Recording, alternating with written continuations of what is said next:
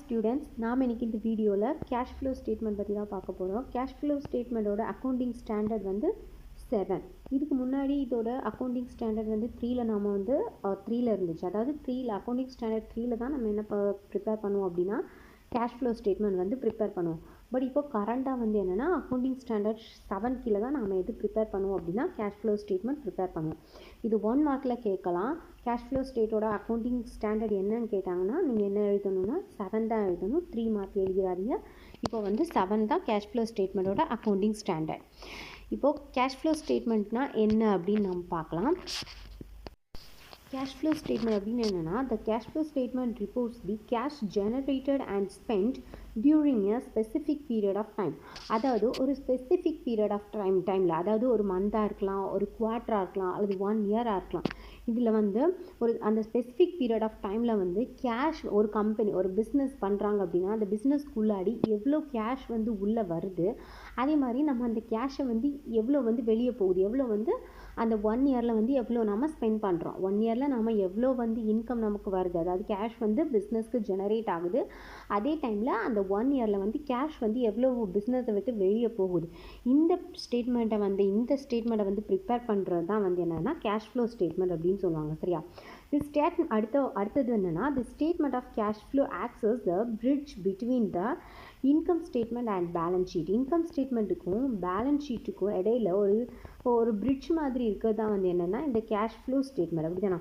ஏன்னா நம்ம வந்து பேலன்ஸ் ஷீட் வந்து ப்ரிப்பேர் பண்ணுவோம். அதாவது trading account, profit and loss account and balance sheet இதெல்லாம் நம்ம வந்து ப்ரிப்பேர் பண்ணுவோம். ப்ரிப்பேர் பண்ணாலும் நமக்கு வந்து கேஷ் எவ்வளோ இதாகுது அப்படின்னு தெரியும். பட் இந்த கேஷ் ஃப்ளோ ஸ்டேட்மெண்ட் வந்து நம்ம ப்ரிப்பேர் பண்ணும்போது நமக்கு அக்யூரேட்டாக எவ்வளோ வந்து நம்ம வந்து கேஷ் வந்து எதுக்காக வெளியில் ஸ்பெண்ட் பண்ணியிருக்கோம், எப்போ வந்து கேஷ் வந்து எதனால நமக்கு உள்ளே வந்திருக்கு, மிஷினை பர்ச்சேஸ் பண்ணும்போது, மிஷினை வந்து சேல்ஸ் பண்ணும்போது, இந்த மாதிரி ஒவ்வொன்றுமே நம்ம வந்து கரெக்டாக வந்து அக்யூரேட்டாக எதில் தெரியும் அப்படின்னா கேஷ் ஃப்ளோ ஸ்டேட்மெண்ட்டில் தெரியும். இதுக்காக தான் என்ன ப்ரிப்பேர் பண்ணுறாங்க அப்படின்னா கேஷ் ஃப்ளோ ஸ்டேட்மெண்ட் வந்து ப்ரிப்பேர் பண்ணுறாங்க. சரி, இதுதான் வந்து கேஷ் ஃப்ளோ ஸ்டேட்மெண்ட்டோட இன்ட்ரோடக்ஷன். நெக்ஸ்ட் நம்ம பார்க்க போகிறது வந்து objectives of cash flow statement. Objectives of cash flow ஸ்டேட்மெண்ட்டில் ஃபர்ஸ்ட் ஒன்று வந்து என்னென்னா providing details of cash and cash equivalent. கரெக்டாக வந்து கேஷும் கேஷ் ஈக்வலண்ட் வந்து எவ்வளோ இருக்குது அப்படிங்கிற டீட்டெயில்ஸை வந்து எது ப்ரொவைட் பண்ணோம் அப்படின்னா நம்ம இந்த கேஷ் ஃப்ளோ ஸ்டேட்மெண்ட் வந்து ப்ரிப்பேர் பண்ணும்போது நமக்கு தெரிஞ்சிடும். கம்பெனிக்குள்ள நம்ம ஃபார்மில், அதாவது கம்பெனியில் வந்து எவ்வளோ கேஷ் இருக்குது, அதே மாதிரி கேஷ் ஈக்வலண்ட் எவ்வளோ இருக்குது அப்படிங்கிறது நமக்கு தெரியும். அடுத்து டு அனலைஸ் த செகண்ட் வந்து என்னென்னா to analyse the liquidity and solvency position of the company. அதாவது கம்பெனியோட லிக்விடிட்டி அண்ட் சால்வன்சி பொசிஷன் வந்து எப்படி இருக்குது அப்படிங்கிறதே வந்து எது ப்ரிப்பேர் பண்ணுறது மூலமாக தெரிஞ்சுக்கலாம் அப்படின்னா கேஷ் ஃப்ளோ ஸ்டேட்மெண்ட் வந்து ப்ரிப்பேர் பண்ணுறது மூலமாக தெரிஞ்சுக்கலாம். லிக்விடிட்டினா என்னன்னு உங்களுக்கு தெரியும். லிக்விடிட்டினா வந்து கம்பெனிஸ் வந்து அவங்களோட ஷார்ட் டேர்ம் டெட்ஸை வந்து மீட் பண்ணுறதுக்குள்ள எபிலிட்டி இருக்குது அப்படிங்கிறது தான் வந்து என்னென்னா லிக்விடிட்டி. சால்வன்சி அப்படின்னா லாங் டேர்ம் டெட்ஸை வந்து மீட் பண்ணுறதுக்குள்ள எபிலிட்டி இருக்குது அப்படிங்கிறது செக் பண்ணுறதானது சால்வன்சி. இதான் வந்து என்னது இந்த ரெண்டுமே வந்து நம்ம இந்த கேஷ் ஃப்ளோ ஸ்டேட்மெண்ட் வந்து ப்ரிப்பேர் பண்ணும்போது தெரிஞ்சிடும். இதான் வந்து செகண்ட் பாயிண்ட்டு. தேர்ட் ஒன் என்ன அப்படின்னா to determine the reason for changes in cash balance among the 2 different periods. அதாவது இப்போ 2 டிஃப்ரெண்ட் பீரியட்ஸுக்கு நம்ம என்ன பண்ணலாம்னா கேஷ் ஃப்ளோ ஸ்டேட்மெண்ட் ப்ரிப்பேர் பண்ணலாம். இந்த 2 டிஃப்ரெண்ட் பீரியட்ஸ்லேயும் வந்து எந்த ரீசன்னால கேஷ் பேலன்ஸ் வந்து சேஞ்ச் ஆகிருக்கு, ஒன்றில் கூடி இருக்கலாம் கேஷ், இல்லைன்னா குறைஞ்சிருக்கலாம். இது வந்து எந்த ரீசன்னால சேஞ்ச் ஆகிருக்கு. அடுத்து 4வது பாயிண்ட் என்னன்னா to show the cause of reduction of cash balance. அடுத்து வந்து என்னென்னா கேஷ் பேலன்ஸ் வந்து ஒருவேளை கம்மியாயிடுச்சு அப்படின்னா அது என்ன காரணத்தினால வந்து கம்மியாயிருக்கு அப்படிங்கிறத நாம் எது ப்ரிப்பேர் பண்ணுறது மூலமாக கண்டுபிடிக்கலாம் அப்படின்னா இந்த கேஷ் ஃப்ளோ ஸ்டேட்மெண்ட் வந்து ப்ரிப்பேர் பண்ணுறது மூலமாக கண்டுபிடிக்கலாம். இந்த 4 தான் வந்து என்னது கேஷ் ஃப்ளோ ஸ்டேட்மெண்ட்டோட அப்ஜெக்டிவ்ஸ்.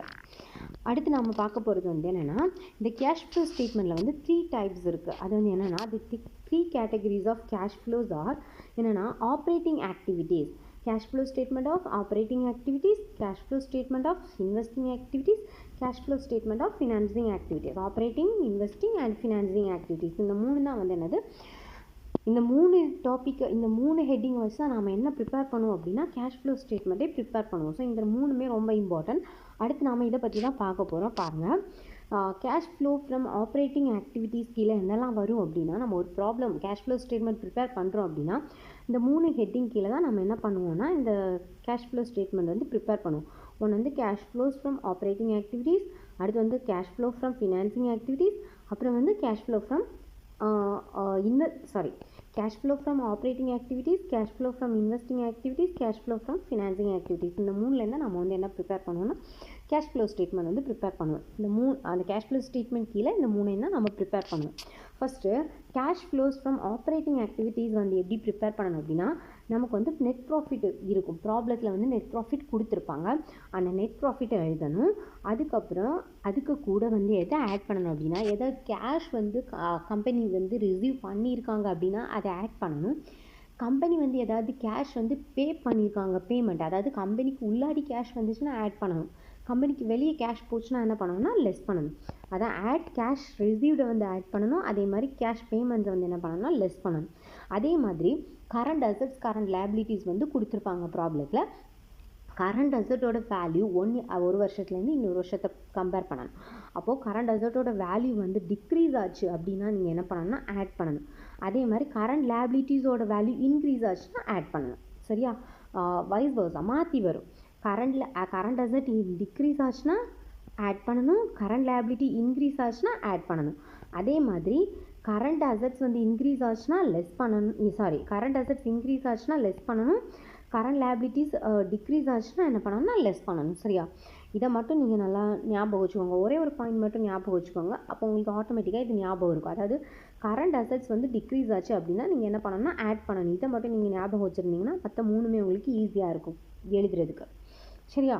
இப்போது இதை இவ்வளோத்தை நம்ம பண்ணும்போது நமக்கு கிடைக்கிற ஆன்சர் என்னவாக இருக்குன்னா cash from operating activities. Net profit கூட கேஷ் ரிசீவ்டு ஆட் பண்ணிவிட்டு கேஷ் பேமெண்ட்ஸை லெஸ் பண்ணணும். அதே மாதிரி கரண்ட் அசட்ஸ் கரண்ட் லைபிலிட்டிஸ் இருந்துச்சுன்னா, கரண்ட் அசட்ஸ் வந்து டிக்ரீஸ் ஆச்சுன்னா ஆட் பண்ணணும், கரண்ட் லைபிலிட்டி இன்க்ரீஸ் ஆச்சுன்னா ஆட் பண்ணணும். அதே மாதிரி கரண்ட் அசட்ஸ் அப்படி மாற்றி கரண்ட் அசட் இன்க்ரீஸ் ஆச்சுன்னா லெஸ் பண்ணணும், கரண்ட் லைபிலிட்டிஸ் டிக்ரீஸ் ஆச்சுன்னா லெஸ் பண்ணணும். இது மட்டும் நாங்கள் ஞாபகம் வச்சுக்கோங்க. இதுக்கு ஆன்சர் என்னது நமக்கு கிடைக்கும்னா cash flow from operating activities. அடுத்து என்னென்னா cash flow from investing activities. இதில் வந்து என்ன பண்ணணும் அப்படின்னா, சேல் ஆஃப் ஃபிக்ஸட் அசட்ஸ் வந்து கொடுத்துருந்தாங்க அப்படின்னா நம்ம ஆட் பண்ணணும். அதே மாதிரி பர்ச்சேஸ் ஆஃப் ஃபிக்ஸட் அசட்ஸ், அதாவது கம்பெனி வந்து அசட்ஸ் ஏதாவது சேல்ஸ் பண்ணியிருந்தால் ஆட் பண்ணணும். அப்படின்னா சேல்ஸ் பண்ணும்போது நமக்கு என்ன கிடைக்கும், ஃபிக்ஸட் அசட்ஸை கம்பெனி வந்து சேல்ஸ் பண்ணுறாங்க அப்படின்னா நமக்கு பணம் வந்து இன்ஃப்ளோ ஆகுது, உள்ளாடி வருது. பணம் வந்து உள்ளாடி வரும்போது நம்ம என்ன பண்ணணும் ஆட் பண்ணணும். அதே மாதிரி purchase of fixed assets, fixed அசட்ஸை நம்ம பர்ச்சேஸ் பண்ணும்போது நம்ம கேஷ் என்ன ஆகுதுன்னா வெளியே போகுது. ஸோ நம்ம என்ன பண்ணணும் அதை லெஸ் பண்ணணும். இவ்வளோ இந்த ரெண்டும் பண்ணோன்னா நமக்கு என்ன கிடைக்கும் அப்படின்னா கேஷ் ஃப்ளோ ஃப்ரம் இன்வெஸ்டிங் ஆக்டிவிட்டீஸோட ஆன்சர் கிடைக்கும். அடுத்து வந்து என்னென்னா cash flow from financing activities. இது எப்படி கேல்குலேட் பண்ணணும் அப்படின்னா, இது வந்து shares, debentures, payment of long term பாரோயிங்ஸாக இருக்கலாம், லோன்ஸாக இருக்கலாம். அதே மாதிரி long term borrowings, redemption, loans, அதுக்கப்புறம் பேங்க் ஓவர் டிராஃப்ட் ரைசிங் ஆச்சுன்னா இதெல்லாம் வந்து வந்துச்சுன்னா இது எதுக்கு அண்டரில் வரும் அப்படின்னா cash flow from financing activities கீழே வரும். இதோட ஆன்சர் தான் வந்து cash flow from financing activities. இதை வச்சு தான் நம்ம என்ன ப்ரிப்பேர் பண்ணுவோம் அப்படின்னா, இந்த இவ்வளோத்தை கண்டுபிடிச்சிட்டோன்னா நமக்கு வந்து கேஷ் ஃப்ளோ ஸ்டேட்மெண்ட் வந்து கண்டுபிடிக்கிறது ரொம்பவே ஈஸி.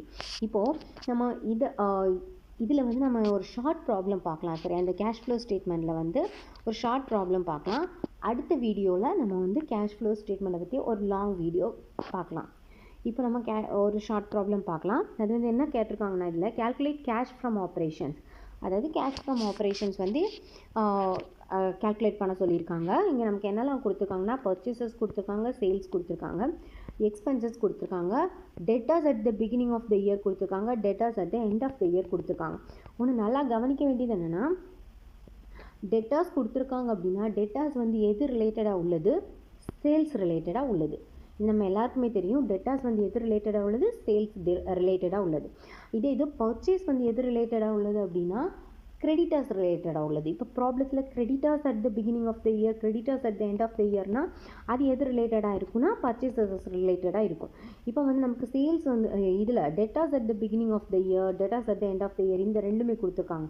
இந்த டெட்டாஸ் வந்து எது ரிலேட்டடாக உள்ளது, சேல்ஸ் ரிலேட்டடாக உள்ளது. ஸோ இதை மட்டும் நான் மைண்டில் வச்சுக்கோங்க. அடுத்து இந்த ப்ராப்ளம் எப்படி பண்ணுறதுன்னு பார்க்கலாம். கேஷ் ஃப்ரம் ஆப்ரேஷன்ஸ்க்கு ஃபார்முலா என்ன அப்படின்னா cash sales minus cash purchases plus operating expenses. அதாவது இந்த கேஷ் பர்ச்சேசஸையும் ஆப்ரேட்டிங் எக்ஸ்பென்சஸையும் ஆட் பண்ணி இந்த கேஷ் சேல்ஸ்லேருந்து லெஸ் பண்ணோம் அப்படின்னா நமக்கு என்ன கிடைக்கும்னா கேஷ் ஃப்ரம் ஆப்ரேஷன்ஸ் கிடைக்கும். இப்போ நமக்கு ப்ராப்ளத்தில் என்னெல்லாம் கொடுத்துருக்காங்கன்னு பார்க்கலாம். கேஷ் சேல்ஸ் கொடுத்துருக்காங்களான்னு ஃபஸ்ட்டு பார்க்கணும். போய் செக் பண்ணுவோமா? இங்கே என்ன கொடுத்துருக்காங்க? நமக்கு சேல்ஸ் கொடுத்துருக்காங்க.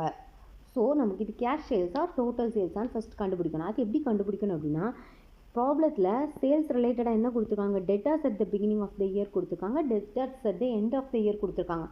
இப்படி கொடுத்துருந்தா கண்டிப்பாக அது வந்து என்ன கிடையாதுன்னா கேஷ் சேல்ஸ் கிடையாது. அது என்ன எடுக்கணும்னா, நம்ம இந்த சேல்ஸை வந்து என்னென்னு எடுக்கணும்னா டோட்டல் சேல்ஸ்னு எடுக்கணும். ஏன்னா இங்கே வந்து என்ன கொடுத்துருக்காங்க? Debtors at the beginning of the year கொடுத்துருக்காங்களா, debtors at the end of the year கொடுத்துருக்காங்களா. இந்த ரெண்டு அட்ஜஸ்ட்மெண்ட்டு கொடுத்துருக்கனால இந்த ரெண்டையும் அட்ஜஸ்ட் பண்ணும்போது தான் நமக்கு என்ன கிடைக்கும்னா கேஷ் சேல்ஸ் கிடைக்கும். இப்போ நமக்கு டோட்டல் சேல்ஸ் கொடுத்துருக்காங்கன்னா எடுக்கணும். ஒருவேளை இந்த ரெண்டு இல்லாமல் வெறும் சேல்ஸ் மட்டும் கொடுத்துருந்தாங்க அப்படின்னா நீங்கள் என்னென்னு எடுக்கலாம்? இதையே கேஷ் சேல்ஸ்னு எடுத்து ப்ராப்ளத்தை ஈஸியாக பண்ணி முடிச்சிடலாம். ஓகேவா? பட் இந்த ப்ராப்ளத்தில் debtors at the beginning of the year, debtors at the end of the year கொடுத்துருக்கிறதுனால நம்ம என்ன பண்ண போகிறோம்? இந்த சேல்ஸ்லேருந்து இதை மைனஸ் பண்ணி எடுக்க போகிறோம். சரியா? இப்போ நமக்கு கேஷ் சேல்ஸ் கண்டுபிடிக்கிறதுக்கு ஃபார்முலா என்னென்னு பார்த்தீங்கன்னா, டோட்டல் சேல்ஸ்லேருந்து ஓப்பனிங் டேட்டாஸை ஆட் பண்ணி க்ளோசிங் டேட்டாஸை லெஸ் பண்ணோம் அப்படின்னா நமக்கு என்ன கிடைக்குன்னா கேஷ் சேல்ஸ் கிடைக்கும். சிம்பிள். டோட்டல் சேல்ஸ் இந்த ப்ராப்ளத்தில் கொடுத்துருக்காங்க. எவ்வளோ கொடுத்துருக்காங்க? 3 lakh கொடுத்துருக்காங்க. இதில் வந்து ஓப்பனிங் டேட்டாஸ்னால் பிகினிங் டேட்டாஸ் வந்து எவ்வளோ கொடுத்துருக்காங்க? 45,000. அப்போது இந்த 3 lakh + 45,000 ஆட் பண்ணி debtors at the end of the year 60,000 less பண்ணோன்னா நமக்கு என்ன கிடைக்கும் அப்படின்னா கேஷ் சேல்ஸ் கிடச்சிரும். அதாவது debtors at the beginning of the இயரை வந்து பிகினிங் ஆஃப் த இயரை ஓப்பனிங் பேலன்ஸ்னு எடுக்கணும், எண்ட் ஆஃப் த இயரை என்னென்னு எடுக்கணும்? க்ளோசிங் பேலன்ஸ்னு எடுக்கணும். இப்போ நமக்கு சேல்ஸ்லேருந்து ஓப்பனிங் டேட்டாஸை ஆட் பண்ணி க்ளோசிங் டேட்டாஸை லெஸ் பண்ணும்போது நமக்கு என்ன கிடைக்கும்? டோட்டல் சேல்ஸ் கிடைக்கும். அதான் இங்கே எழுதியிருக்கேன். Total sales 3 lakh, opening datas 45,000.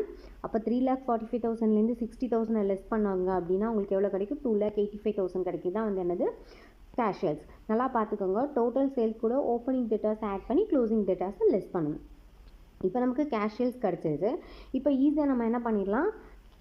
இந்த கேஷ் ஃப்ரம் ஆப்ரேஷன்ஸை கேல்குலேட் பண்ணலாம்.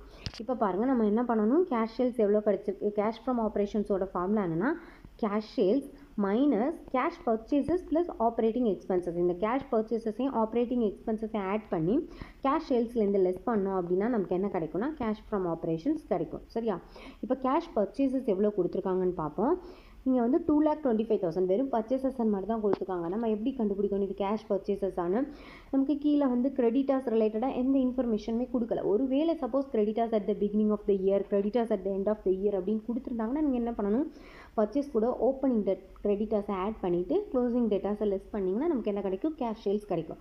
பட் இந்த ப்ராப்ளத்தில் அவங்க எதுவுமே காம்ப்ளிகேட் பண்ணாமல் எதுவுமே கொடுக்கல. கிரெடிட்டாஸ் ரிலேட்டடாக எந்த இன்ஃபர்மேஷனுமே கொடுக்கல. ஸோ நம்ம இதே என்னென்னு எடுக்கலாம்? கேஷ் பர்ச்சேசஸ் அப்படின்னு எடுக்கலாம். சரியா? கேஷ் பர்ச்சேசஸ் எவ்வளவு? 2,25,000. நமக்கு ஆல்ரெடி கேஷ் சேல்ஸ் கிடச்சிட்டு எவ்வளவு? 2,85,000 மைனஸ் கேஷ் பர்ச்சேசஸ் எவ்வளவு? 2,25,000 ப்ளஸ் ஆப்ரேட்டிங் எக்ஸ்பென்சஸ் எவ்வளவு? 40,000. ஸோ இந்த 2,25,000 40,000 ஆட் பண்ணிங்க அப்படின்னா உங்களுக்கு எவ்வளோ கிடைக்கும்? 2,65,000 கிடைக்கும். இந்த 2,85,000லேருந்து 2,65,000 லெஸ் பண்ணிங்க அப்படின்னா உங்களுக்கு எவ்வளோ கிடைக்கும்? 20,000. இந்த 20,000 தான் நம்ம என்னென்னு எடுக்கணும் அப்படின்னா கேஷ் ஃப்ரம் ஆப்ரேஷன்ஸ் அப்படின்னு எடுக்கணும். இப்போ நமக்கு கேஷ் ஃப்ரம் ஆப்ரேஷன்ஸ் எவ்வளோ கிடச்சிருக்கு? 20,000 கிடச்சிருக்கு. இதான் வந்து சிம்பிள் ப்ராப்ளம். அதாவது கேஷ் ஃப்ளோ ஸ்டேட்மெண்ட்டில் கேஷ் ஃப்ரம் ஆப்ரேஷன்ஸ் வந்து கேல்குலேட் பண்ண சொல்லி கேட்டாங்கன்னா நீங்கள் இப்படி ஒரு ப்ராப்ளம் கொடுத்துருந்தாங்கன்னா இதை சிம்பிளாக ஈஸியாக பண்ணிடலாம். நமக்கு இன்னும் இந்த ஃபார்மர் ரிலேட்டடாக உள்ள ப்ராப்ளம் வந்து நெக்ஸ்ட் வீடியோவில் பார்க்கலாம். இந்த வீடியோ உங்களுக்கு புரிஞ்சிருக்கும் அப்படின்னு நினைக்கிறேன். இந்த வீடியோ உங்களுக்கு புரிஞ்சிருந்துச்சுன்னா லைக் பண்ணுங்கள், ஷேர் பண்ணுங்கள். உங்கள் ஃப்ரெண்ட்ஸுக்கு இந்த வீடியோவை இந்த வீடியோ உங்களுக்கு புரிஞ்சிருந்துச்சுன்னா லைக் பண்ணுங்கள், சப்ஸ்கிரைப் பண்ணுங்கள். உங்கள் ஃப்ரெண்ட்ஸ்க்கு இந்த வீடியோவை ஷேர் பண்ணுங்கள். தேங்க்யூ.